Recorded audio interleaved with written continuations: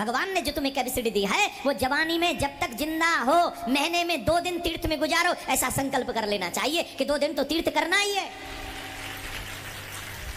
अब पूछिए तीर्थ करने से होता क्या है? पूछिए पूछिए। मैं वैसा पंडित जी नहीं हूं जैसे आते हैं यहाँ, अभी यंग हूं, ब्लड में थोड़ा समझ रहे हैं ना, गर्मी है।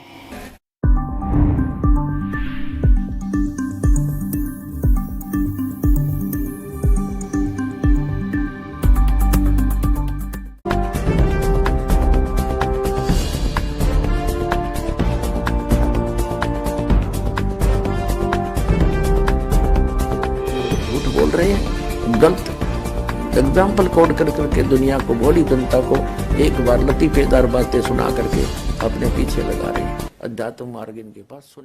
तीर्थ वो स्थान है जहाँ किसी ने कोई साधना की, चल किसी ने थोड़ी बहुत साधना कर भी ली तो वो लेकर चला गया अपने पुण्य को। देखिएगा श्रीमद देवी भागवत में बिल्कुल क्लियर कर दिया। अब देखिएगा श्रीमद देवी भागवत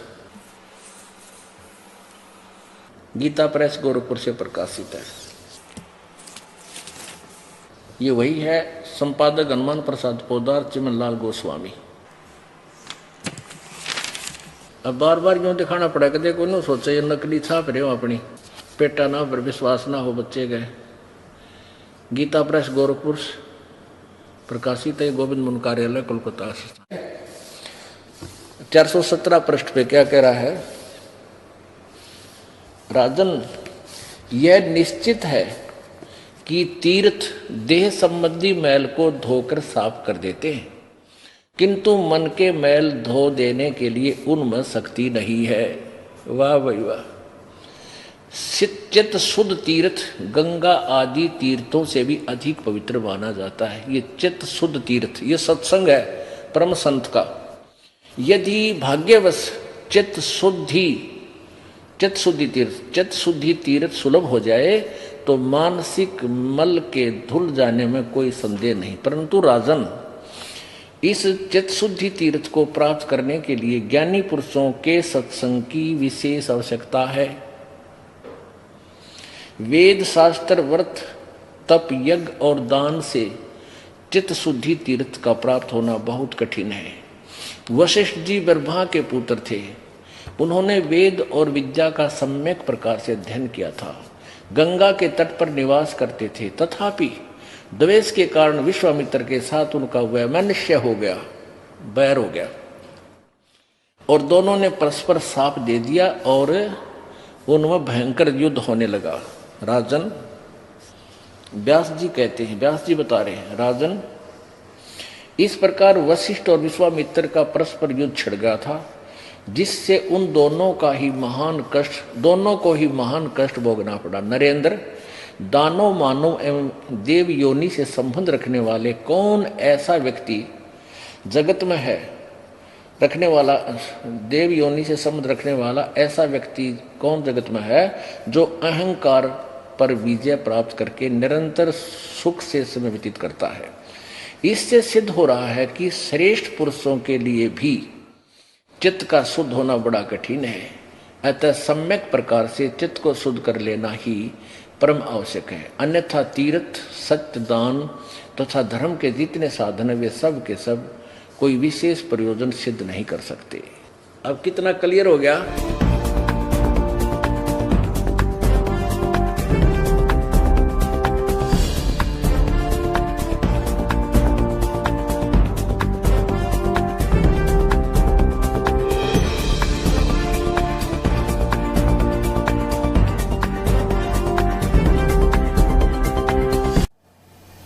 नहीं, मैं आपको सच बताऊंगा, इसमें झूठ नहीं बोलना, बटरिंग नहीं करनी, जो सच है।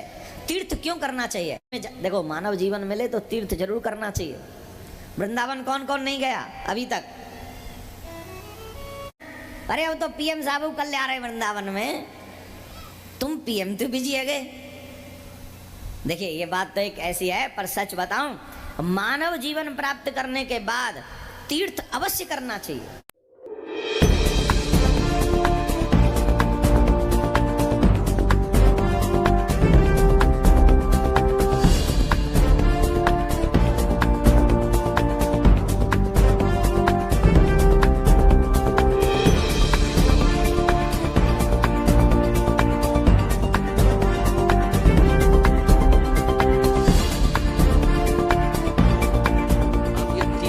के बारे में। ये तीर्था बड़े डुबाया करते, वह तीर्थ क्या थे, इसमें ऐसे ऐसे बेउद्य प्रकरण लिख रखे हैं, सुनाते हैं विश्रमा हमने।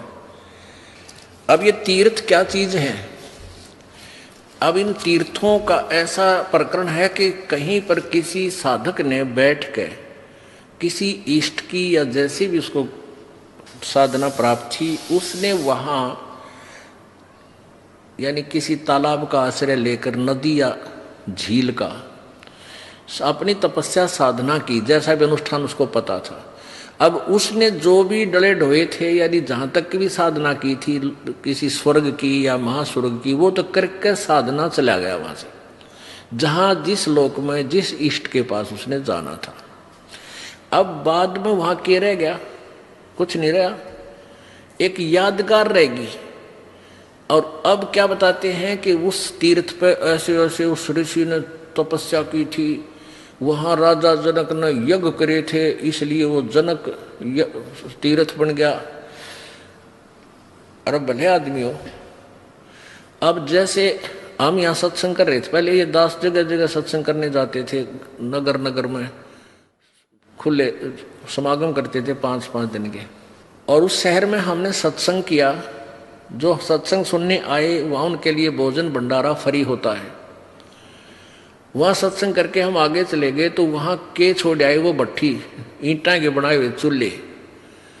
और कोई व्यक्ति कहे बाद में कि यहाँ रामपाल महाराज का सत्संग हुआ था, देख यहाँ हलवा बना था, यहाँ पूरी बनाई थी, यहाँ बूंदी बनावे थे, और यहाँ भंडारा कराया था, हलवा भी बना रहे थे देसी घी का।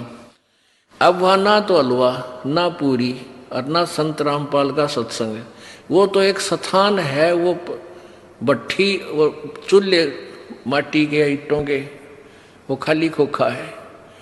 अब वहां चक्कर काटने से क्या सत्संग वाला लाभ या वो हलवा पूरी मिल सके है? नहीं मिल सकती। अब तो वो ने ढूंढना चाहिए रामपाल महाराज का सत्संग हो की तरह है, तो वहां ज्ञान भी मिल रहा है और बढ़िया खान पान भी मिल रहा है। तो ये तीर्थ जो बना रखे थे वहां लोग वहां चला जाओ तो उस पर ये लाभ।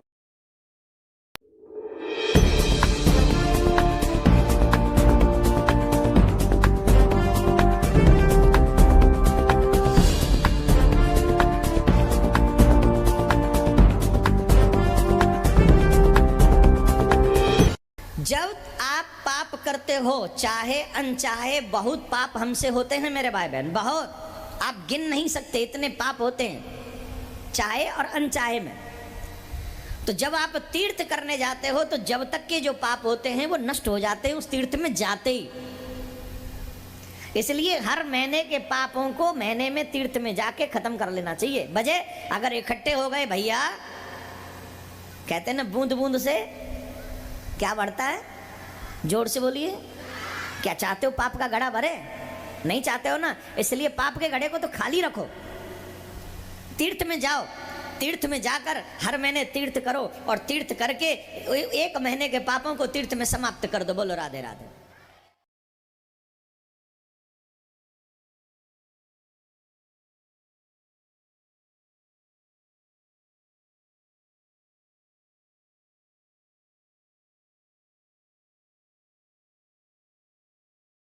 अब ये तीर्थों के बारे में, ये तीर्था बड़े डुबाया करते, वह तीर्थ क्या थे।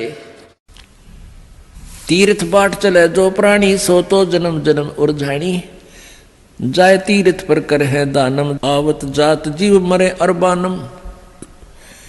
क्या बताते हैं, तीर्थ बाट चले जो प्राणी, तीर्थ की यात्रा के सफर में जो जाता है पुण्य भक्त, कहते हैं वो तो जन्म जन्म उलझानी, वो तो जन्म जन्म उलझ गया, इतने पाप इकट्ठे कर लिए उसने, इतने जीव मार दिए। जा तीर्थ पर कर है दानम, आवत जात जीव मरे अरबानम। तीर्थ पर जाकर दान करे हैं, आते जाते अरबों प्राणियों को मार डालते हो।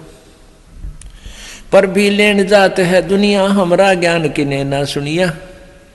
परमात्मा कहते हैं वहां पर भी लेन जहाँ है गंगा, उस पर तीर्थ पर जहां पर भी लगती है कुंभ के मेले में, और हमारा ज्ञान किने नहीं सुनिया। पुण्यात्माओं, परमात्मा के इस ज्ञान से परिचित होने के बाद हमारी ज्ञान वाली आँखें बन जाएंगी। फिर हमारे को ये भोली आत्माएं जो आन उपासना करते हैं वो कति बालक दिखाई देंगे, जैसे बच्चे खिलौनों से खेला करते हैं, अपना जीवन व्यर्थ कर रहे होते हैं, ऐसा नजर आएंगे। हर पैड़ी हर द्वार हमेशा ऐसा ज्ञान जो देत उपदेशा, जा गुरुआ की गर्दन मारम जो जीव भरमावे आचार विचारम। कहते हैं जो इस प्रकार का ज्ञान देते हैं, हरिद्वार में जाओ और वहाँ ऐसे बेड़ा पार हो जाएगा, हर की पैड़ी पर नहा लो, गंगा केदारनाथ पर जाओ, गंगा में प्रयाग में, कहते हैं इसे गुरु का तो जूते मारे, उसको बहुत पाप लगेगा। जा गुरुआ की गर्दन मारम जो जीव भरमावे आचार विचारम। कहते जो जीव को इन उल्टे रास्ते पर लगाता है उसका तो गर्दन पर मारे जूत। अब परमात्मा कितनी गहरी बात बता रहे हैं कबीर जी गरीबदास जी के माध्यम से। पर भी लेन जाते है दुनिया हमरा ज्ञान किने ना सुनिया, गोते गोते पड़ है भारम गंगा जमुना गए केदारम। कहते जितने गोते मारोगे ना उन तीर्था में जाकर गंगा में जाइए चाहे, और तो कहते गोते एक गोते में जैसे डुबकी लगाने में, कहते हैं डुबकी में तुम्हारे ऊपर पाप का भार बनेगा। गोते गोते पड़ है भारम गंगा जमुना गए केदारम। चाहे केदारनाथ पर जा लिए चाहे गंगा जमुना में जाना, वहां तुम्हें दोष ही दोष लगेगा। लोहागर पोकर की आशा अंतकोट जीव होत बिनासा, पाती तोड़ चढ़ावे अंधे जिनके कदे ना कट्टे फंदे। और फिर पत्ते तोड़ तोड़ के भोग लगावे फूल चढ़ावे, कहते इनके कदे भी फंदे ना कट्टे, कभी भी पाप नहीं कमाओ, जन्म मन से छुटकारा कभी नहीं हो सकता। गंगा काशी गया पिरागू बहुर जाए द्वारा ले दागू, भूत जुनी जा छूटे है पिंड दान करनते, गरीबदास जिंदा कहे भाई ना मिले भगवंत। इस तरीके से प्रभु प्राप्ति नहीं होगी। जगन्नाथ जो दर्शन जाई काली प्रतिमा भवन कै माही। जगन्नाथ के दर्शन करने जाते हैं, कहते हैं काली प्रतिमा काली काली ही मूर्ति दे रखी उस भगवान उस भवन के माही उस मंदिर में। तो कहते हैं गोमती और गोदावरी में झावे हैं, कहते 68 तीर्थ का फल एक ही तीर्थ में बतावे हैं। नहीं पूजे जिन संत सुजाना जाके मिथ्या सब स्नाना। जिन्होंने परम संत तत्वदर्शी संत की पूजा नहीं की, उनका ज्ञान ग्रहण नहीं किया, उनके सब साधनाएं व्यर्थ होती हैं। कोट यज्ञ असमेघ कराई संत चरण रज नहीं तुलाही, कोट गु नित दान जो देही एक पलक संतन पर विलेही। कहते हैं करोड़ अश्वमेघ यज्ञ करे और परम संत की कहते हैं संत चरण रज सम नाही तुलाही। संत के चरण की धूल के बराबर भी वो नहीं है, क्योंकि संत के चरण की धूल उनको मिलेगी, क्योंकि जो संत के पास आवेंगे फिर वो यथार्थ ज्ञान बतावेंगे और फिर आपका कल्याण हो जाएगा। तो संत परम संत के बिना तत्वदर्शी संत के बिना ये सब तीर्थ और ये अश्वमेघ यज्ञ भी व्यर्थ है। घने दिनों से चढ़ा हुआ है। इस दास का उद्देश्य यही है कि आप दोनों की तुलना करें, सदग्रंथों की और साथ में इन ऋषि महर्षि और नकली गुरुओं के सिद्धांत की। तो यदि ये वेदों से नहीं मिलती है इनकी थ्योरी, इनका सिद्धांत, इनके विवेचन, इनका ज्ञान वचन, तो इनकी थ्योरी कभी भी ठीक नहीं है। इसको त्याग देना चाहिए, इनको एक तरफ डाल देना चाहिए, स्वीकार नहीं करना चाहिए। अब कई ये कहते हैं कि आपके महाराज जो है, आपके गुरुजी संतों की निंदा करते हैं और महर्षि दानंद बड़े अच्छे समाज सुधारक थे, उसके पीछे पड़े हुए हैं, उसकी निंदा करते हैं। नहीं, निंदा तो महापापी प्राणी क्या करता है, ऐसे पाप को रामपाल कभी नहीं करेगा कि निंदा करो। दास तो सत्य कहता है और सत्य निंदा नहीं होती, ये तो परोपकार का काम होता है। किसी किसी पर मेर परमात्मा करता जो सत्य कह सकता है। जीव की औकात नहीं है वो सत्य कह दे। परमात्मा अपनी समर्थता अपनी शक्ति से और ये सत्य अपने समाज भगत समाज तक पहुंचवाता है। अब जैसे सरकार ने एक बार नकली नोट पकड़े थे 500 के, वो डुप्लीकेट नोट थे। सरकार ने उनकी जनता को समझाने के लिए दोनों दिखाए थे, टीवी पर भी, समाचार पत्रों में भी छाप छाप करके बताए थे कि ओरिजिनल ऐसा होता है, डुप्लीकेट ऐसा होता है। तो क्या सरकार निंदा कर रही थी? नहीं, एक महापरोपकार कर रही थी। ना जाने वो ठग कितने लोगों को ठग ले जाते। तो ऐसे ये दास एक महापरोपकार कर रहा है कि सदग्रंथ रूपी ओरिजिनल नोट आपको दिखा रहा है साथ में, और इनका डुप्लीकेट लेख भी आपको दिखा रहा है कि ये गलत कह रहे हैं, हमारे वेद सत्य कह रहे। इतना सा दास का कर्तव्य है, इसने चाहे निंदा कहो, बुद्धिमान लोग इसको परोपकार कहेंगे। यदि ये ज्ञान गलत है तो हमें क्लियर करके बता दो। अगर ये रामपाल ज्ञान गलत बोल रहा है तो हमें बताओ, और नहीं तो फिर आप भी आओ।